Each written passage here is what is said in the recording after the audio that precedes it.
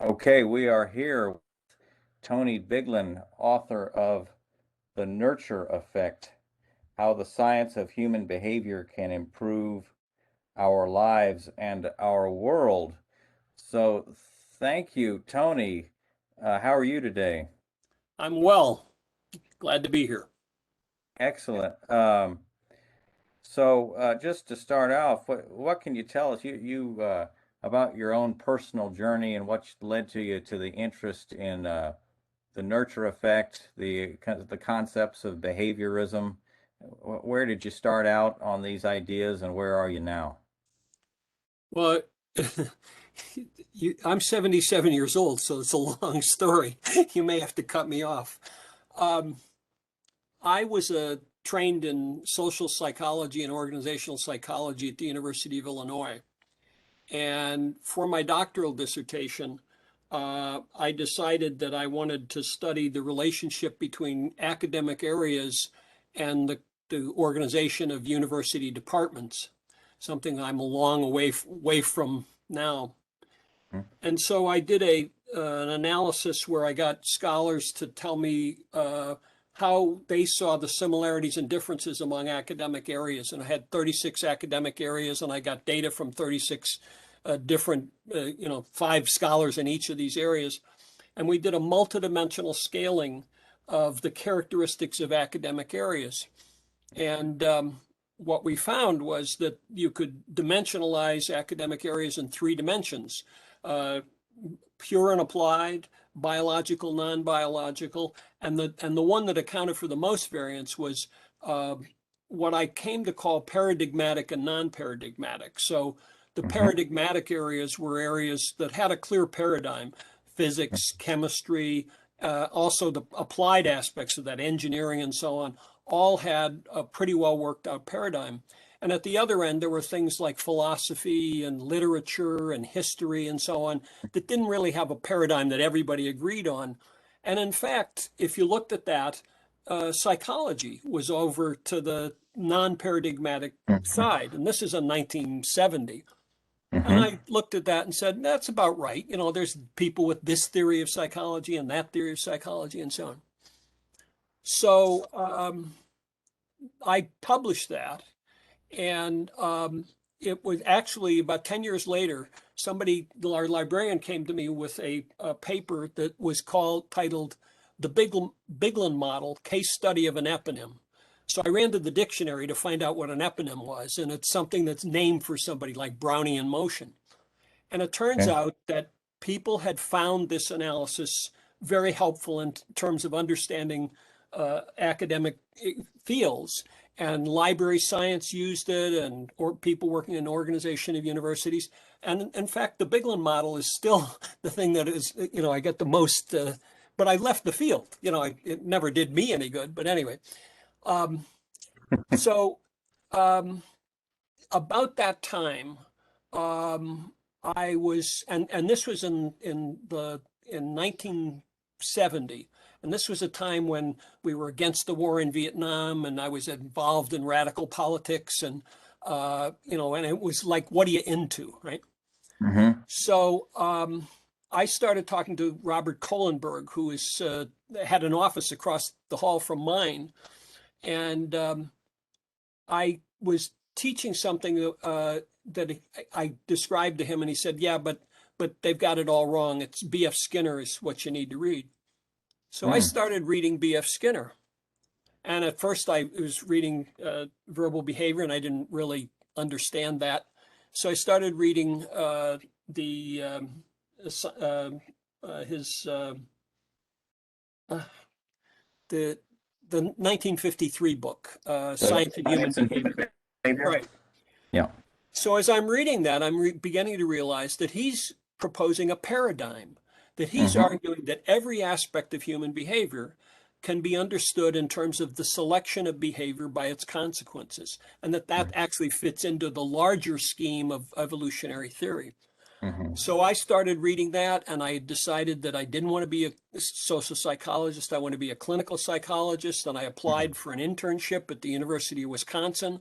Mm-hmm. And I spent a year at the University of Wisconsin. and I had a $500 book allowance, which in 1970 was a hell of a lot of money. And I didn't have that much to do, so I read and read and read, and I had a mentor there who was a psychiatrist who'd read everything in behavioral science and so on. And I became a behaviorist, a behavior Mm-hmm. therapist, and so on. So that, changed my thinking. I told you I had a long answer to your There we question.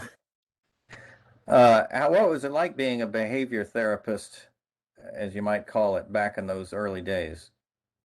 Well, I was one of a couple of people, young, new PhDs who were into behavioral stuff in an analytically oriented psychiatry department, and they put up with us. Uh, Okay. but I, but I, I began to learn to use behavioral techniques, and one of the first cases I had was a little girl who was about 3 years old who would not eat solid food and was Mm-hmm. hospitalized for it. And we figured out how to get her Mm-hmm. eating, and it was good. It was a good year. And then Mm-hmm. I went to the University of Oregon for a year. I was going to spend a year here, and the University of Oregon at that time had really embraced behavioral things, not just in psychology, but Mm-hmm. also in the College of Education. And so you had people like Hill Walker working on school-based things, and Jerry Patterson working on clinical interventions with aggressive kids and so on, and doing studies with where nobody had ever really tried Mm-hmm. using consequences to affect human behavior. This was at the very beginning of it. And so actually I can fast forward because I wrote The Nurture Effect because I felt like, here is a paradigm, and I understood that paradigm, and I'm just a yeoman scientist who's going to mine that paradigm. I didn't expect to do anything particularly important, and I don't think I did.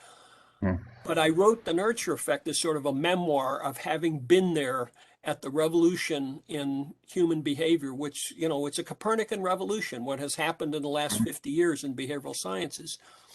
And so I, you know, I tried in The Nurture Effect to organize what we had learned and to do it in a way that would be, readable to people who weren't, particularly behavioral scientists. I think that's been fairly successful, but I never hit the New York Times bestseller list. And I tried to get Nicholas Kristof to pay attention to it because he went to an elementary school in which I introduced the PAX Good Behavior game. Uh, But anyway, that's a long story. So I'll stop yeah. talking and can ask another question. I'll get to the good behavior game. I was just going to say, so this is criminal behaviorology podcast, and I've tried to come up with ways, improve society, help people out. And I've used this byline before, which is how can behavioral science become our most important science? What would you say to that? And by the way, when you say uh, Copernicus was, the Earth is not the center of the universe, and then Darwin was, we are just part of the living world, and I'll go through Yes. the same processes as the living Well, world. and in fact, I at the same time that I talked about my history with getting into Skinner, but I had also read The Structure of Scientific Revolutions by Thomas Kuhn, and Mm-hmm. that prepared me to see this as a paradigm. And in fact, that's what got me to see that first dimension as paradigmatic and non-paradigmatic. So, um, Mm-hmm. but you asked the question, well, how do we make this a more important science? Mm-hmm. I suppose the main way we do it is by making a difference in human well-being, thanks to that science. But it can be frustrating. The Phil Knight, who created Nike and started here in Eugene, has just pledged another $500 million to the science activities at the University of Oregon. Well, that's nice, but this is the physical sciences, and I submit that the physical sciences are not going to solve the problems that we face as human beings. And in fact, we're involved in an effort to get more federal funding for behavioral science research on reducing greenhouse gas emissions. We've done an analysis of the federal funding, and it's appalling how little there is. But I want to directly come back to the criminal behaviorology, because you noticed that I have one of my tacky books, and my tacky book promotion is Rebooting Capitalism: How We Can Forge a more nurturing society, a society that works for everyone. And I wrote that after Trump was elected. But it's an evolutionary account of the evolution of capitalism over the last 50 years and how it has corrupted our society. And on the basis of that book, and the book describes the reforms that are needed in every sector of society so that those sectors become more oriented toward ensuring the well-being of everyone rather than ensuring that some people can get very wealthy. And so you can go into the criminal justice system, the healthcare system, higher education, media, and in all of those areas, the dominant, free market idea that if I just pursue my own economic well-being, it'll benefit everyone, really reigns in those areas.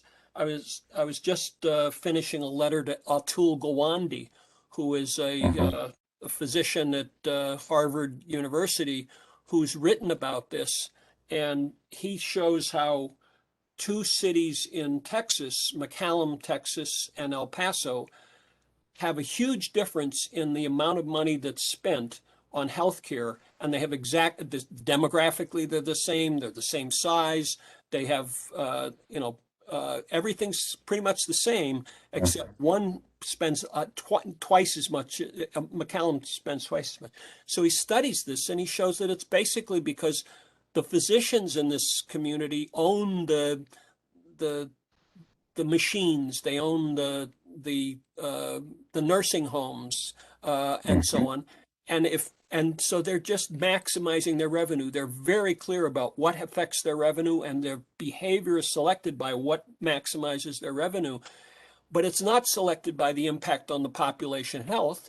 Population health is no better in McAllen, Texas than it is in El Paso, but they do a lot more of things that make money for them.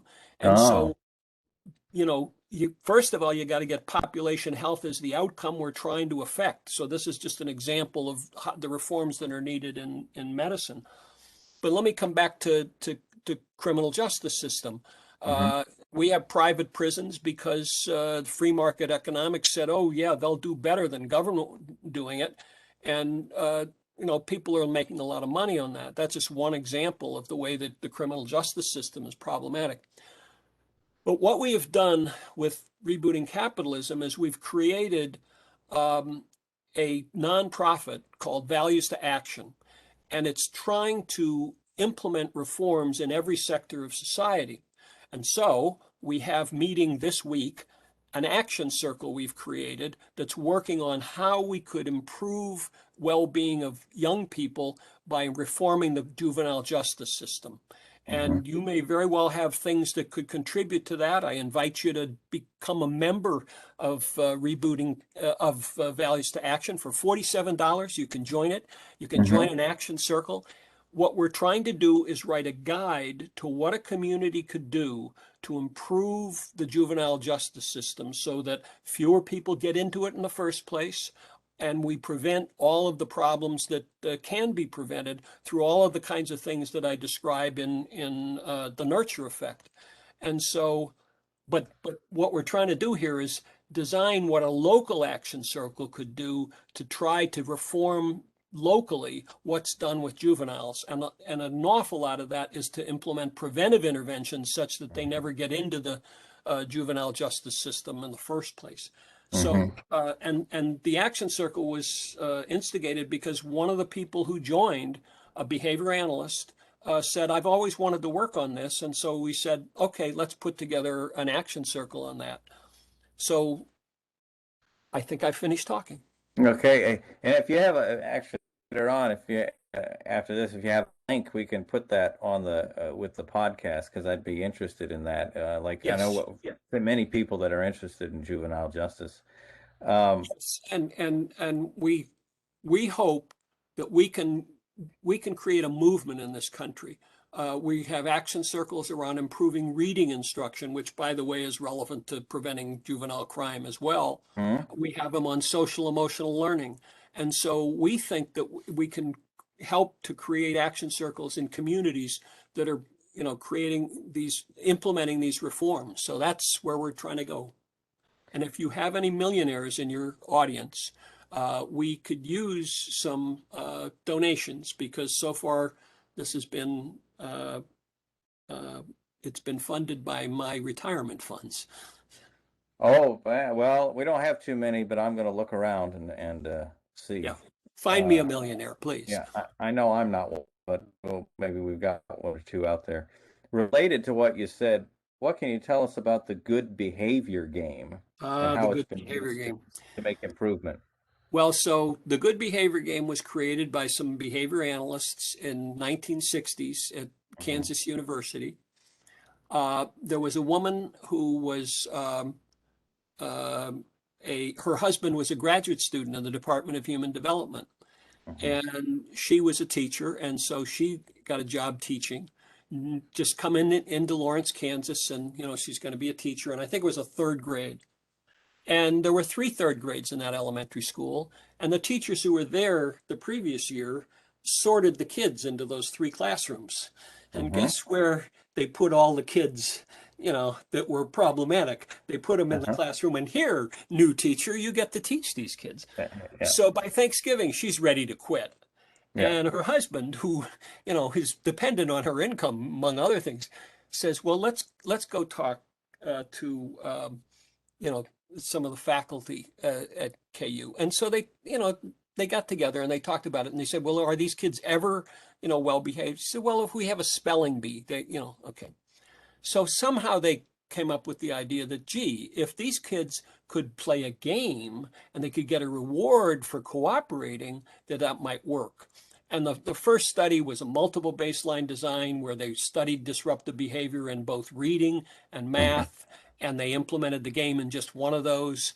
And sure enough, disruptive behavior went way down when they did the good behavior game. And when they removed the good behavior game, it went up again. Like, this is in the 1960s. There's like Hmm. 40, 50 years of research on this, mostly done by behavior analysts. So they're doing multiple baseline designs, interrupted time series designs, no randomized trials. Hmm. So along comes Shep Kellum, a psychiatrist at Johns Hopkins University. Hmm. And he's looking for something that would deal with kids who are shy and aggressive, especially boys, because he's been studying, criminology and the development of criminal behavior. And so he's looking for an intervention. So he learns about the good behavior game from Joe Brady. They implemented in a randomized trial where they randomized kids to classrooms, they randomized teachers to classrooms, they randomized some classrooms to get the good behavior game and some not. Hmm. And he studies the effect on disruptive behavior. He studies the effect of this, and he followed these kids into young adulthood. And he found that the kids who got the good behavior game just in first and second grade, and these are many kids are in, this is inner city Baltimore, Hmm. and they were significantly less likely to have problems with disruptive behavior, ADHD. He followed them into middle school, and the kids who got it just in first and second grade were less likely to be arrested, less likely to smoke. He followed them into young adulthood and found that the kids who got the good behavior game, it basically helped them to develop cooperation, self-regulation, and that carried them forward. They were more likely to graduate high school, more likely to attend college, less likely to have suicidal problems or antisocial behavior problems or depression. So, uh, uh, okay. So that was, that was actually revolutionary. It put the good behavior game on the map for many people. and it showed the power of a preventive intervention. And the Washington State Institute for Public Policy has done an analysis of the return on investment for that, and it's about $60 for every dollar invested in it. Now, if you Mm-hmm. can get $60 for every buck you put into an investment, you'd be the millionaire who could be funding the, the values to action. So anyway, It's a so now game. It's it's a a game. game where the competition is to be good. The competition is to be cooperative, exactly. And the rewards initially were things like 5 minutes extra of recess and so on. So along comes Dennis Embry. Now, Dennis Embry was there when they developed the good behavior game in Kansas because he was a graduate student there. He's a behavior analyst.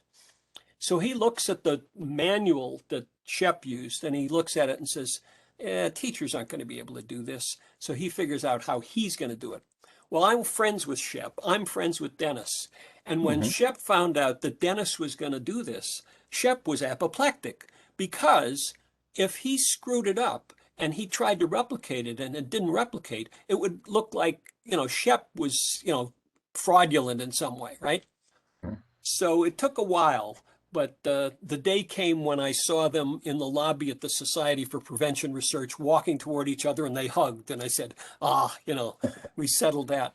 But what Dennis did was he took the game and he developed ways of training people, but he also added a set of what he calls kernels. And Dennis and I have published a paper on kernels. And by the way, if you go to the Values to Action website, most of these papers, people can find those papers there. But the kernels are simple behavior influence techniques. Most of them were developed by behavior analysts. A lot of them were published in the Journal of Applied Behavior Analysis. So they're things like, but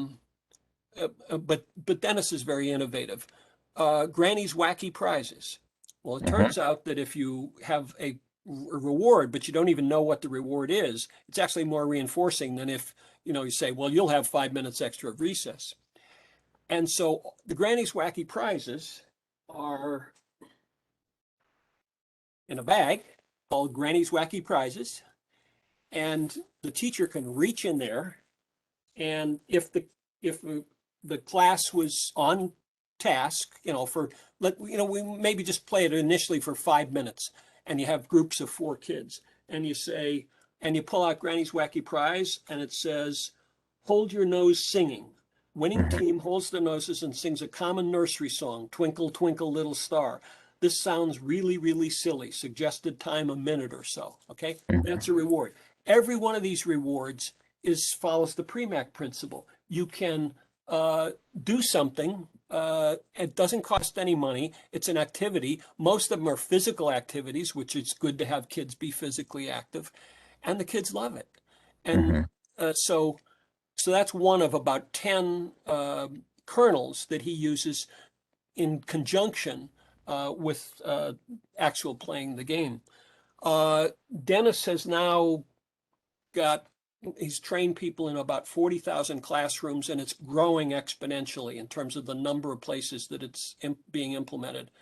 And we're starting to do research to see if we can show population effects of the spread of the good behavior game. Mm-hmm. For example, are kids less likely to need physician, visits? Are they Mm-hmm. more likely to do well? We're looking at trying to do a study where we're looking at the reading proficiency of kids in elementary schools and correlating it with their exposure to the good behavior game. So Mm-hmm. it's an exciting development. Mm-hmm. A lot of people hearing this right now might put this uh, good behavior game in the too good to be true category. That they'll say, it's like, come on, you're talking about you have a game, but you have this much benefit from it. But I'm not sure people always consider the power of behavioral interventions. Where you do the right intervention, you can have a huge impact. Well, and the results of this line up pretty well with the physiology of self-regulation. Mm-hmm. What kids are doing there, if you got 4 kids in a group and one of them's maybe the class clown, and he's good at doing something that everybody laughs, right? And the kid's getting reinforced for everybody laughing and so on. But now I'm in the group with them, and I don't really want them to do that because we won't get our reward. So Mm-hmm. now you're changing the contingencies, and that kid is getting reinforcement for inhibiting his disruptive behavior. So it teaches self-regulation, and it recruits the reinforcement of other kids. Mm-hmm. So, And but it's not a group therapy where we bring them into the group and they've got to each talk about how they feel or what's happened to them. It's just an event where we're doing an intervention like this. right. It's a context for effective instruction. It's not something that you teach separately from the other things you teach. It's simply a context for teaching, the things that kids need to learn about, like how to read. Mm-hmm. Um, what about you've written in the book a third wave in behavior therapy, in particular, what we hear a lot about nowadays, if we're into this kind of stuff, acceptance and commitment therapy, and how that's brought about change. Yes. So, how to talk about this? Uh, the it's behavior analysis.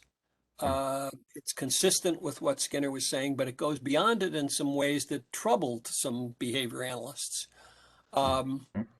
but in its third wave, in the sense that the first wave of behavior therapy was using things like systematic desensitization, essentially conditioning procedures that helped anxious people get comfortable with things that frightened them, and so on. And it Wolpe's work, he showed that systematic desensitization reduced phobias, and so that was really based on conditioning principles. But then along came cognitive behavior therapy with people like Bandura saying that it's really people's cognitions that you need to study, and Beck developing a version of treatment of depression where we're telling people that, well, those thoughts are depressogenic, and we want to help you to not replace these thoughts with those thoughts, and so on. But the third wave was really started, I think, primarily by Steve Hayes, but there are others as well who deserve some of the credit.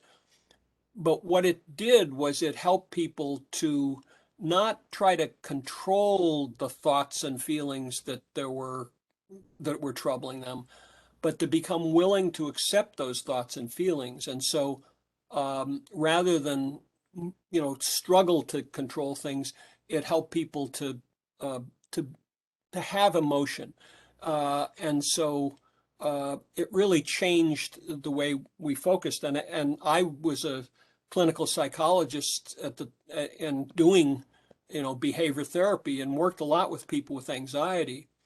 And I received the first thing that Steve Hayes had written about it. At that point, he called it comprehensive distancing. And I Mm-hmm. began to study that, and I realized that, well, I had been pretty successful with helping people with anxiety to become more calm and so on, that there were some people that I wasn't successful with. And it was in some ways because they would, I'm going to teach you to relax because you've been really anxious a lot, and we're going to teach you the principles of relaxation, right? So if you're really into not feeling anxious, it's really important not to feel anxious, then okay, you did your relaxation. You get up the next morning and you try, oh, okay, I'm relaxed, I'm okay. Hopefully I won't have any of those panic attacks that I've had. Oh, wait, oh, is that a panic? So if you're Mm-hmm. really focused on not feeling anxious, life is about anxiety. Mm-hmm. That does not reduce your anxiety. That makes everything about not feeling anxious.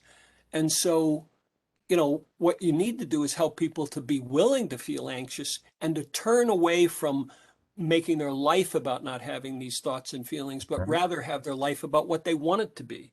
And Mm-hmm. in fact, if you look up a TED talk that Steve Hayes did where he describes how this started. He was somebody who was plagued by panic attacks and and and decided that he was going to accept them.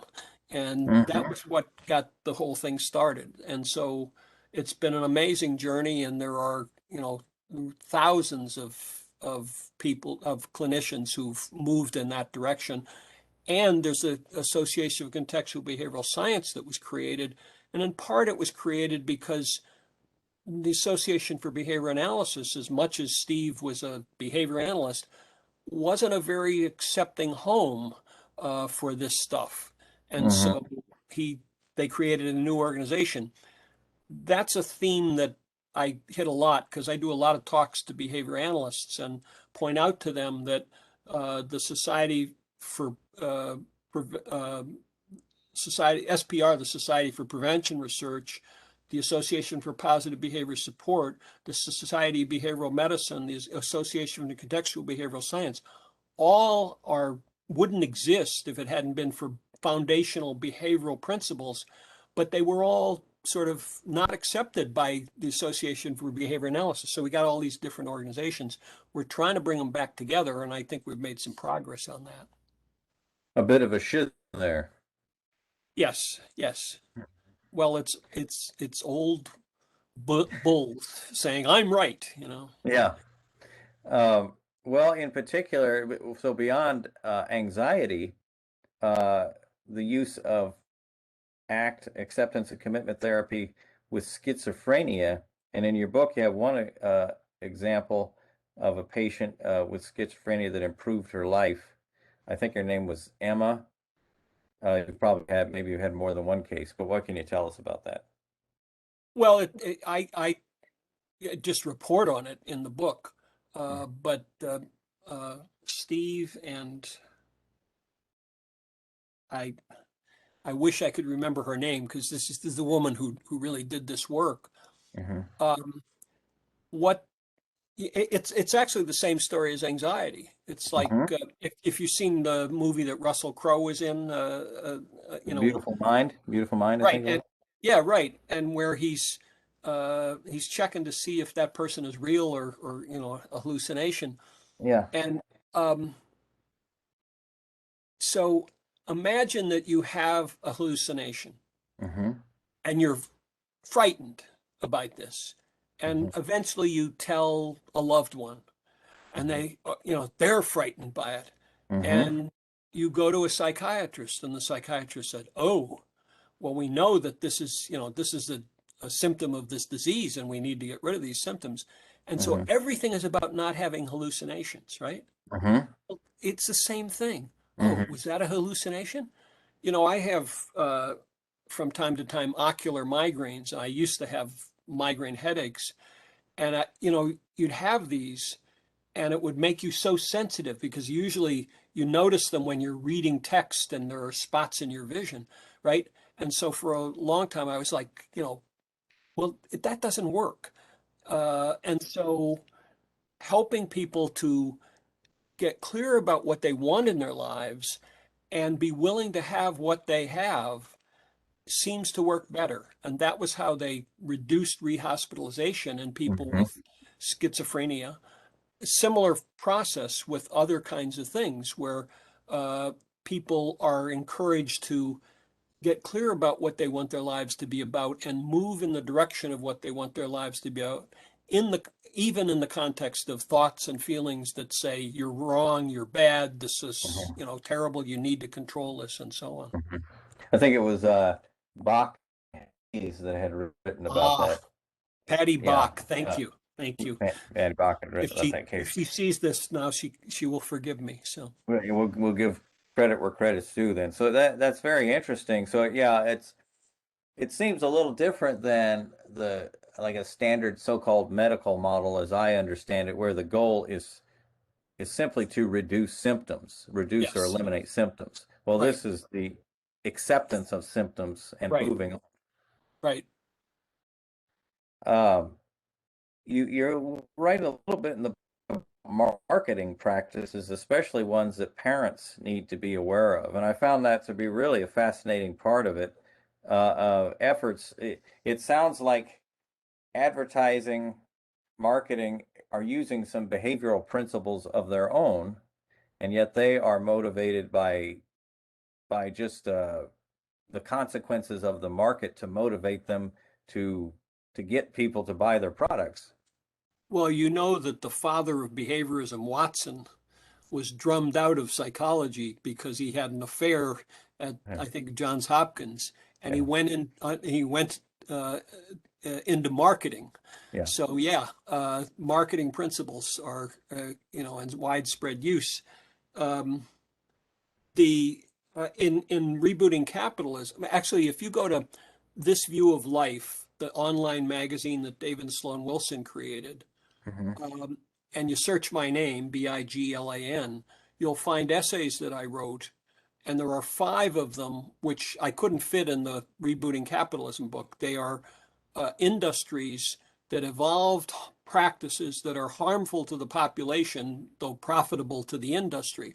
And Hmm. so one of them is on the tobacco control. There are others on the pharmaceutical industry, the Hmm. financial industry, the fossil fuel industry, and the food industry. And Hmm. in every case, they evolve practices that worked for them, but don't improve the well-being of the population. And the tobacco control, uh, the tobacco industry is the prime example, and where a lot of this got started. They were some of the biggest innovators in marketing throughout the 20th century. And I was an expert witness in U.S. versus Philip Morris et al., which Hmm. was a federal lawsuit, one of the largest they've ever had, against the tobacco industry. And they asked me to testify about the marketing of cigarettes to young people. Hmm. And that led to my spending about a year preparing testimony on this. And really understanding the degree to which the tobacco industry was quite intentionally marketing to young people. Uh, Hmm. in general, brand loyalty is established uh, by getting to the consumer before anybody else gets to the consumer. And so the tobacco industry was fighting for that teenage smoker because most people start smoking before the age of 18. And so, I mean, it's a long story, but the tobacco industry evolved practices that worked. And when I say evolved, this is selection by consequences. Hmm. Uh, the Marlboro commercials were very successful, Hmm. uh, and they got young people to believe that if they smoked Marlboro, they would have friends and so on. And there was some truth to that because let's say you want to be popular and you don't feel like you're so popular and so on, but you're seeing all these ads that say you'll be popular, but those ads are depicting the Marlboro smoker as somebody who's tough and rugged and independent and Hmm. knows what they want and is looked up to. Well, if you smoke Marlboros, your peers have already seen those ads, and so they're a little more likely to see you as somebody who has all those features. It's basically conditioning, Hmm. and so we um, the the Marlboro commercials made it the leading brand by far. Well, R.J. Reynolds was trying to get its brands going, and it tried a series of ad campaigns for Camel. And they all had sort of rugged people and so on, and they just failed. They failed. And then they discovered uh, Joe Camel, the cartoon character. Yeah. And actually, I I have some paraphernalia from this, but it's not handy, or I'd show it to you. But that worked. But the selection by consequences, you would see reports in the documents of the company that say, "Oh, we saw a 1% increase in our Hmm. sales as a result," right? Hmm. And now, Philip Morris has the data on the sales of their brands in every convenience store in the country. They can try something in one, let's pick 100 convenience stores and do this in those convenience stores and see its effect. I mean, this is precise behavior Yeah. analysis, right? Well, that part of the book really made me think, because were it not for the effort of the people trying to take on the tobacco companies and put in policies to get it under control, I think it's a good possibility I would have been a smoker. I mean, I have no interest in cigarettes, Right, but with uh, this much effort and behavioral technology being put in place right, for something that is an addictive drug, right. their success makes perfect sense. Well, and you just alluded to the tobacco control movement, and that is a model for how we can deal with these things, because despite hundreds of millions of dollars spent by the tobacco industry, we've significantly reduced the proportion of people who smoke through policies and market and public education.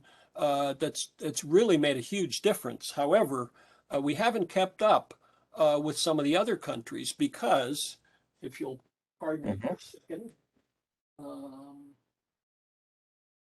Australia developed what they call plain packaging, but it's not plain packaging, it's graphic packaging.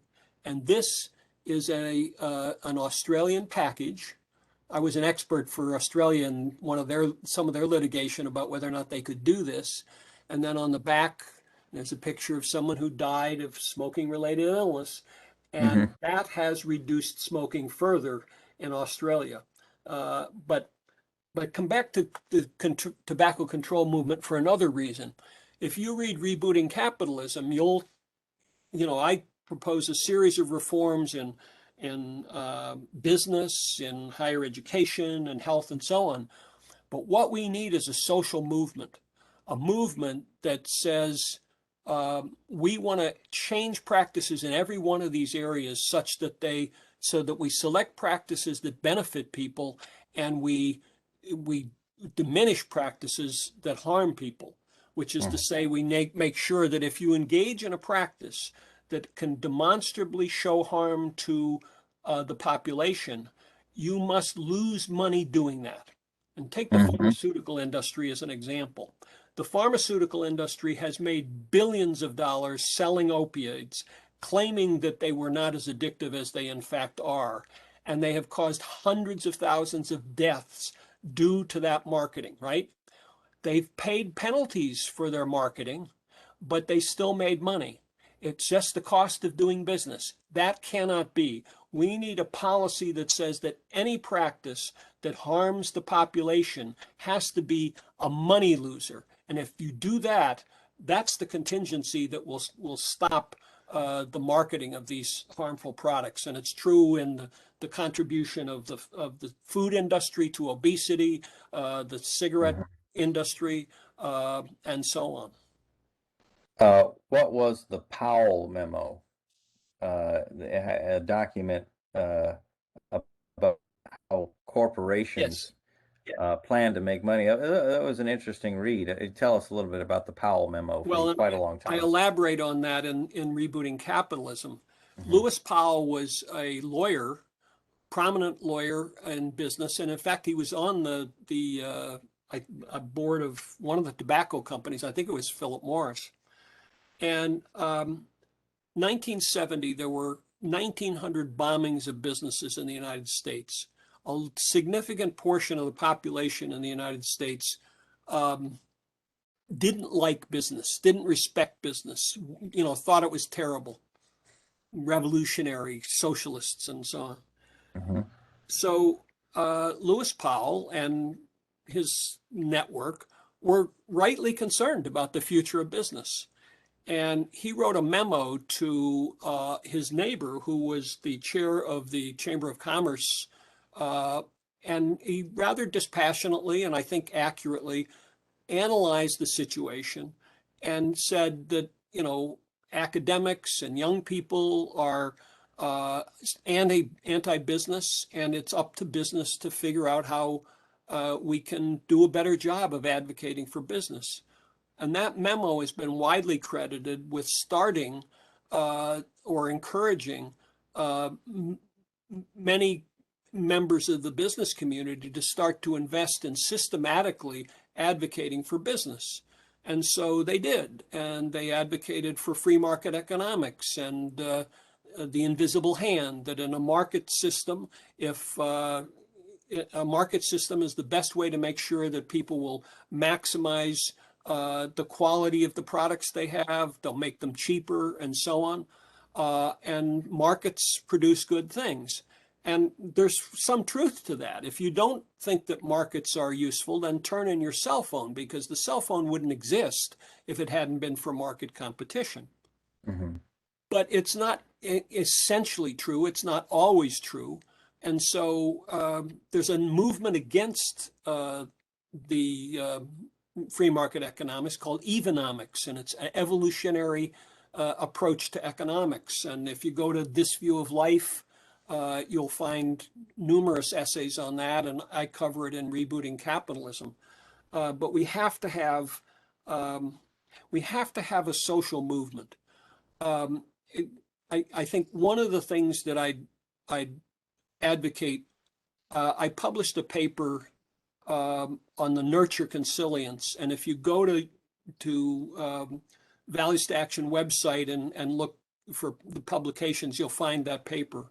And I basically argue, and comes out of the nurture effect, that in fact we know what people need to thrive, and that is the basis around which I think we could create a coalition of not just of behavioral science organizations, but of all the organizations that are trying to improve well-being, that we come together around a vision of a society in which is organized to ensure the well-being of every person, every person.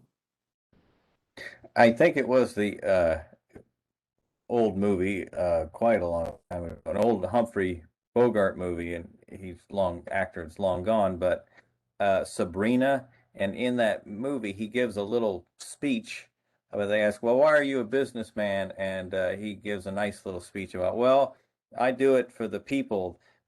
People that never saw a dime, now they have dollars in their pocket, and so on and so forth. And that, I thought that view was a very standard American view about capitalism and entrepreneurship.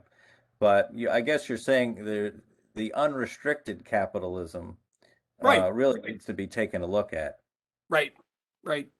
And there is a movement underway. I mean, there's a lot of push for reform. And let me say something else about, I want to say something about capitalism and racism, because in Rebooting Capitalism, I describe the way in which business discovered. I mean, here are all these people who are trying to advocate for free market economics, small government, low taxes, and so on, and they've succeeded, very well. They've been reinforced for their advocacy. And if you look, there's a chart in Rebooting Capitalism that shows that the percent of wealth that goes to the top 1/10 of 1% has just gone way up since the 1970s, thanks to the advocacy for free market economics. And it's really selection by consequences. They tried this, didn't work. Okay, they tried that, it worked. Okay, well, they kept that in their act. They amplified that, and they got better and better in reducing their taxation and increasing their wealth. Okay, so what does that have to do with racism? Well, I don't think that the conservative billionaires set out to increase racism. They simply found that if they could convince poor white people that big government was simply giving things away to those people, they could get the political support of poor white people. And what happened with Trump was simply that he came forward with an explicit kind of racism beyond any of the dog whistle racism that previous conservatives had promoted, and he's been very successful in doing that. And so now I think we have some systematic efforts, a growing movement to understand the degree to which racism has harmed all of us. And I would particularly recommend Heather McGhee's book, which is called The Sum of Us, because she points out that in fact, convincing all these people that government is bad and that you don't want those people to, be getting the things that they get has harmed everyone. And she gives the example of when the civil rights bills were passed in the 1960s. It was that when they were enforced, one of the things that were enforced was that black kids could be able to swim in public swimming pools along with white kids. And she has pictures of the pools around the country that were simply filled with dirt, and they closed those pools rather than integrate them. Now, who benefited from that? I mean, you're somebody who's concerned that those people are getting more than I'm getting, and so you say, yeah, that you're cutting off your nose to spite your face, and so we're in a situation now where the racism is overt, and it's a struggle, but I am hopeful that we are going to promote the well-being of every person. But we have to convince enough people who are on the Trump bandwagon to slip off that bandwagon unnoticed. And I think Biden has got a good approach to it, because he's just saying you're going to have jobs, you're going to have good paying jobs, you're going to have health care, and so on. And so people can turn from doing QAnon to, working on sustainability if they've got a good job. So anyway, much to be done, but we need a social movement where everybody's working together. And that's what Values to Action is about. We're trying to make some contribution to that movement. You think much, and around the world, much of the conflicts around the world are centrally economic in nature. That, in other words, if the economic factor wasn't there, that's almost unimaginable, but if the economic factors weren't there, there would not be so much conflict in so many of these countries around the world. Well, capitalism as it's currently practiced is it was what Milton Friedman argued back in the 1980s, that the job of a corporation is to make money, and you just let them make money and everything will be fine. Mm-hmm. Well, that's international, and if that's the only criterion for corporations, we're going to continue to have these problems. The B Corp movement and the conscious capitalism movement, and now even the Business Roundtable says that they've embraced this, though this I got to see if they actually do, is that a corporation should have the responsibility of the well-being of investors. And by the way, an employee-owned company, they could be the investors, and it should be concerned about the well-being of its employees, its customers, and the society as a whole. And we need to establish those norms, and we need to make government policy based on those norms, not based on the norm that the profits of the corporation is all we care about in our policy making, but policies that ensure the well-being of the population. Mm-hmm. You had not met me before, but I've been in your presence because I was sitting next to you. I think it was in November of 2018. The Association for Behavior Analysis International had a substance abuse conference, and I think it's the only one they ever had. Yes. Yeah. And you actually, I thought you really, your statement on there was the most memorable one, I think, of that. And you alluded to that earlier about the pharmaceutical interests and how that's led to our current predicament with drug use. So what would you say? A little recap of that, and what are your views on that now? Well, I talked a little earlier in this conversation about the fact that the drug companies found it profitable to market opioids, arguing that they were not harmful, not addictive, and so on. And I mean, you look at what they did. There was one town in West Virginia that I don't know, there were millions of pills going through that tiny town. It, couldn't have just been for them. The industry cared not at all about it. But, the other thing I remember from that conference was that I realized toward the end that there hadn't been enough said about prevention. And largely because the expertise of people there was largely, some really good things that they've developed in terms of reducing substance use, treating addiction, and so on, but not as much on prevention. And so we ended up publishing a paper for a special issue that came out of that on prevention.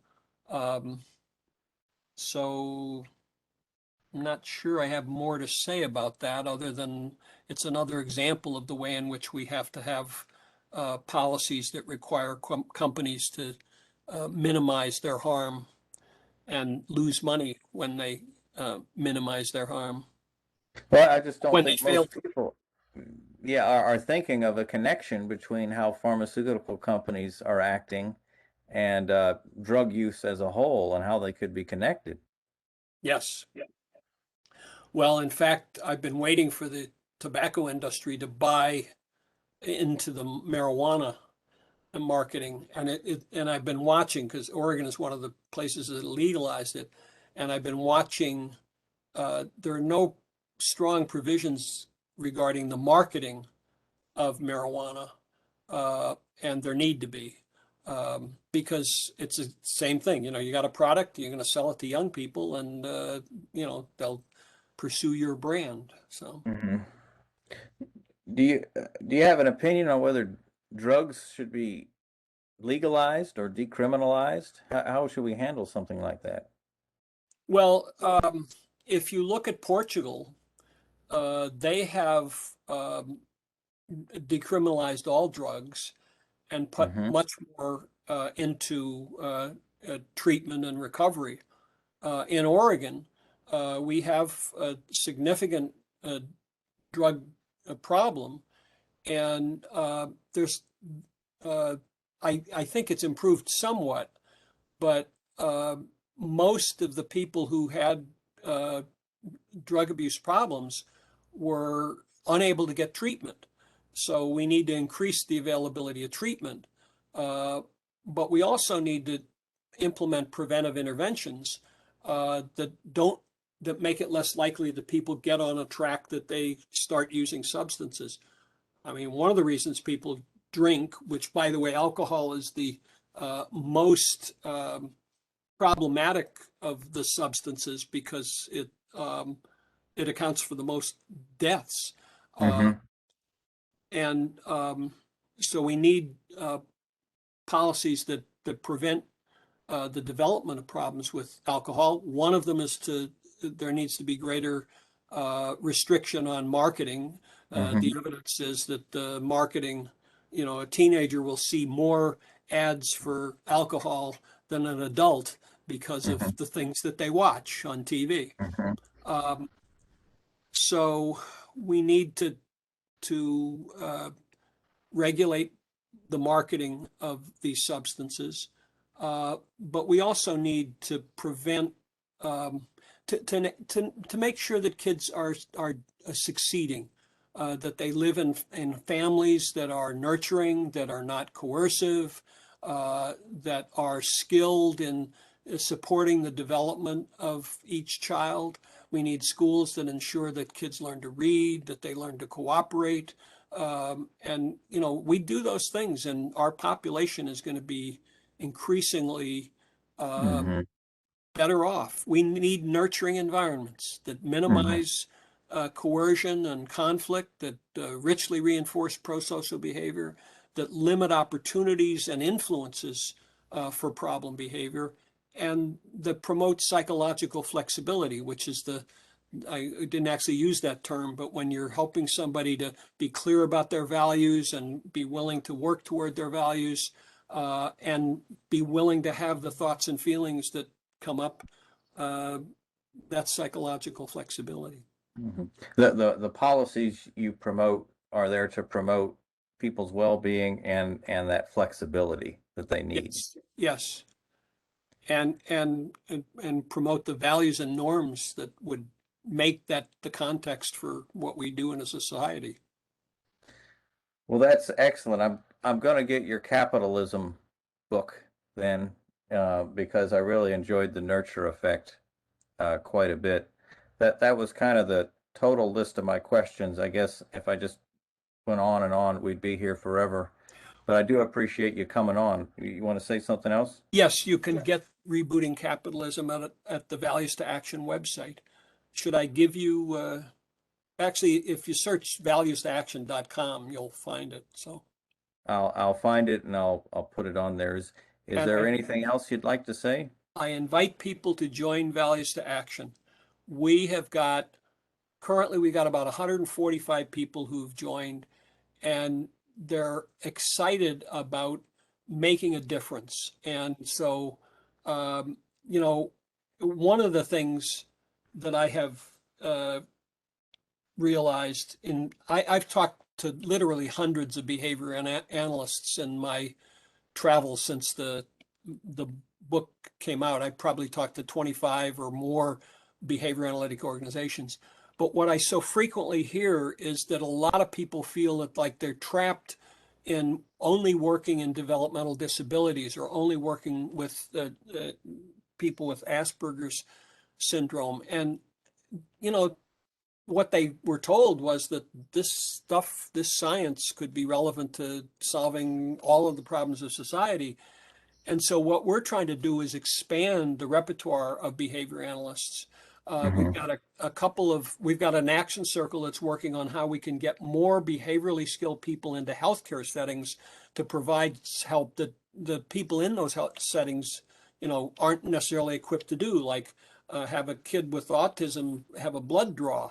You need a behaviorist to, you know, make that happen. So you join Values to Action, and I think we can help to expand the repertoire of behavior analysts and expand their impact in society. Yeah, yeah. Almost every behavior analyst I speak to, they want to expand their work into other areas. It's values-to-action.org.